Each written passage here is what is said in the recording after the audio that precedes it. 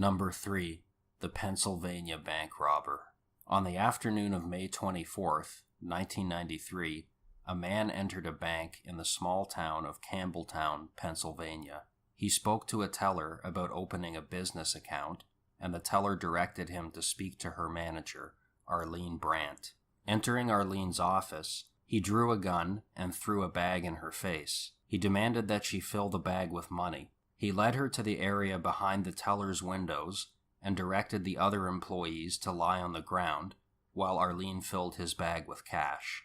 At this time, a customer entered the bank. The robber pointed his gun at him and ordered him to lie down. The man could not imagine that someone was actually robbing this small-town bank, and he was laughing at what he thought was a prank until the robber fired a shot into the floor next to him, at which point he realized the robbery was real and lay down. Returning to the restricted area behind the teller's windows, the man had Arlene open the vault and put more cash into his sack. She handed the bag back to him, at which point he left. As he was leaving, he took the time to stop and fire several shots at the bank's surveillance camera. He then got into a car with New Jersey license plates, which were later determined to have been stolen, and drove away. Examining the surveillance footage, the FBI realized that it was the same man who had robbed several banks in central Pennsylvania over a period of the past 16 years. His first robbery took place in Halifax in 1977. He didn't strike again until 8 years later, in 1985, when he robbed a bank in Pillow. After this, his robberies became more frequent. He waited only 5 years before robbing 2 banks in 1990, followed by another 2 banks in 1992, and finally his most recent robbery in 1993. In the course of his 7 robberies, he stole close to $250,000. In all of his robberies, he performed his calling card, shooting a surveillance camera as he was leaving. The man is described as a white male with a pale complexion and brown hair. He is left-handed and may wear a hairpiece, and he walks with a slight limp. At the time of his most recent robbery, he was estimated to be in his late 40s or early 50s. What is unusual about the man is the contradictory nature of his robberies. He takes certain precautions to avoid arrest, such as using stolen license plates and targeting small-town banks. He is familiar with bank procedures and appears to case his targets carefully. On the other hand, unlike almost all bank robbers, he makes no attempt to disguise himself, even with simple measures like a hat or sunglasses, and he shoots out surveillance cameras as he is leaving the bank after his image has already been recorded. In 1994, a segment on the robber was aired on the TV show Unsolved Mysteries, and despite millions of viewers getting a clear look at his face, he remains unidentified. If he is still alive at the time of this video, he would likely be in his 70s. Number 2. The Straw Hat Bandit.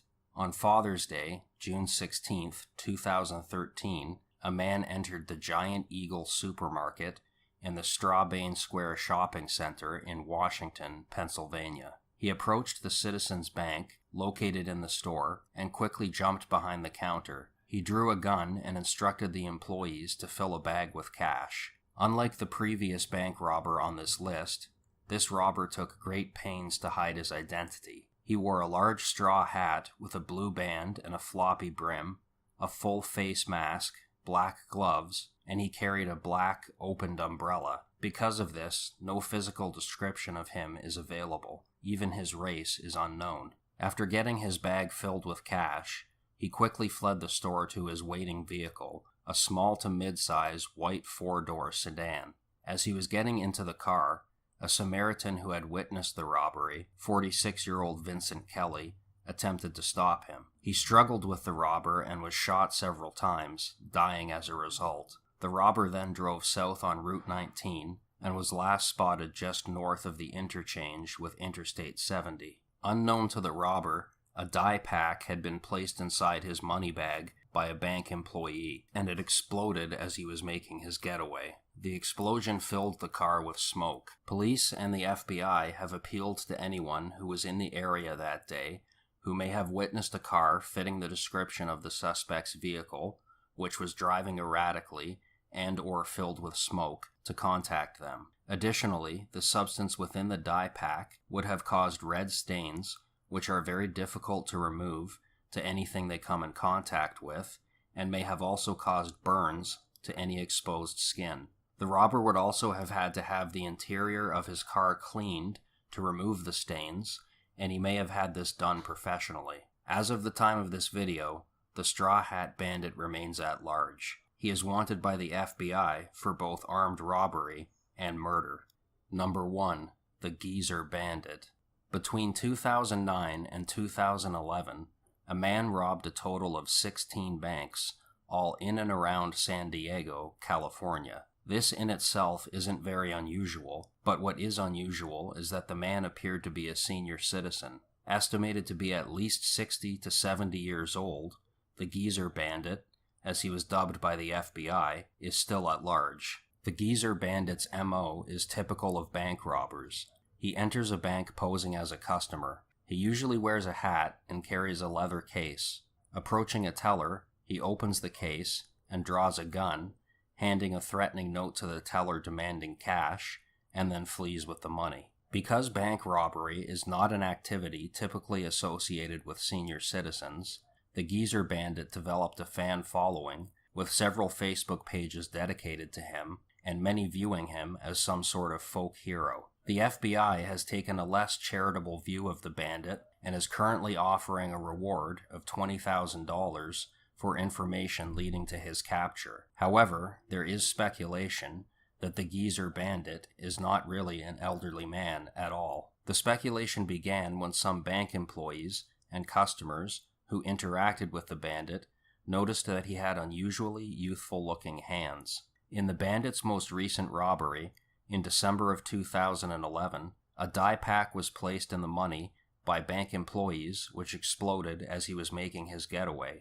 Security cameras outside the bank captured the man at the moment the pack exploded, which startled him, and he ran away at an unusually fast pace for a supposed senior citizen. Special effects quality latex masks, which typically cost between $600 and $1,200, have, on rare occasions, been used in criminal activity. In 2009, in Ohio, a white male pleaded guilty to robbing banks while wearing a realistic mask of a black male. In 2011, an Asian male seeking refugee status in Canada boarded a flight from Hong Kong while wearing a mask which made him to appear to be an elderly white man. And in 2017, a 30-year-old man in Orland Park, Illinois, pled guilty to robbing a bank while disguised as an elderly man. However, it has never been definitively proven that the Geezer Bandit is wearing a disguise, and it is also possible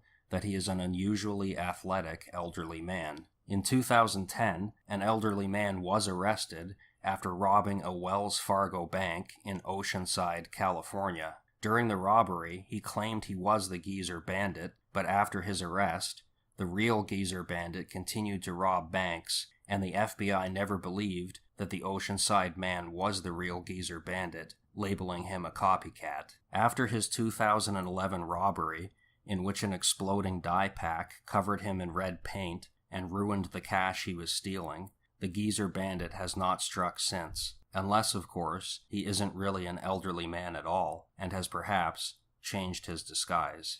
Thanks so much for watching today's video. Hopefully you found it interesting. If you did, please give it a like, check out my other videos, and subscribe.